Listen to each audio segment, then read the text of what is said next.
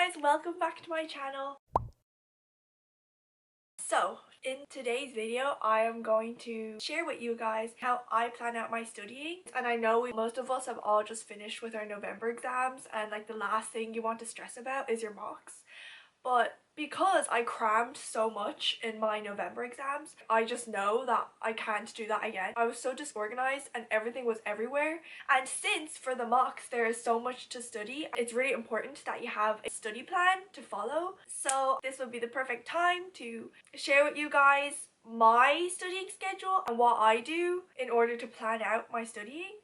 And this took me a really long time. I would watch all the videos about how to make studying schedules. I tried Google Calendar, I tried weekly planning, and I tried Notion. And I just think the most important thing is to find something that works for you. So make sure to understand ways of planning that you benefit from, because at the end of the day, it's you who's studying and it's you who will benefit from study plans.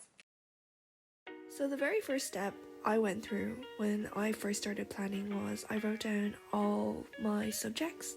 I listed them all down, and then I wrote down the days of the week to decide what subjects I was going to study on each day. And this obviously all depends on what you prefer and what type of combination you would like to study your subjects. So here is mine, and mine can just be for reference, but I know we all do different subjects. So just make sure the order you plan out your subjects in won't be too stressful. Like I wouldn't like to put history and home ec on the same day because they're both very learning heavy, and if I put two learning heavy subjects together, that's just gonna stress me out. So as you can see, I put history and maths together just because maths is more sums and it's less heavy on the brain of remembering things, if that makes sense. And also don't forget a rest day, because I don't know, I think at this point we all know how important rest days are. And here I am color coding my subjects because I don't know, color coding is just cute and it's gonna make subjects look more fun than they actually are. It's kind of just like tricking your brain into thinking it's fun with colors. I'm not sure if it works, but it looks pretty, so. The second step, which personally for me took up the most time, was listing out all the topics for each of my subjects. Like take my maths for example, I just listed out all the topics I needed to study for maths, and for each of these topics I would have a section where I could see where I am on revising or going over this topic, and I would just choose the status of this topic according to where I actually am on revising. And the status for each subject can vary because the way you study each subject is different from how you would study some others. For example, in biology, I would like to use flashcards. For history, I would like to make mind maps. And for maths, you really just have to practice questions. And I also put in a section called Last Revised, and as the name is, all you have to do is put in the date you last revised this topic. So when you come into this subject next time, you will see the last time you revised it, and you will be able to know when you would need to revise it again.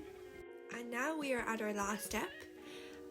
So we're at our desk sitting, we know what subjects we're going to do today according to the plan we made before. But the question is, what do I study? So this is when the Notion template that we just made, or the list of topics that you have, comes in handy.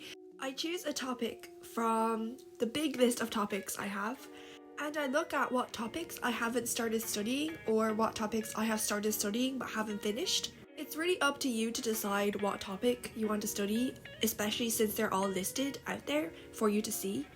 And the important thing is, when you're planning out your study plan right before you're studying, is you have to be specific. Like, don't be vague, especially when you're planning, because then when you're actually sitting at your desk, you'll be confused as to what you actually have to do, which will essentially take away your will to study. And when you're finished them, you can cross them out, and then that will increase the satisfaction. It'll just encourage you to keep on going. So that is how I planned out my studying. If you guys have any questions, comment them down below. Also comment down below any other videos you would like to see from me. And I hope that this video was of some help. And good luck with studying, everyone. And I will see you guys in my next video. Bye!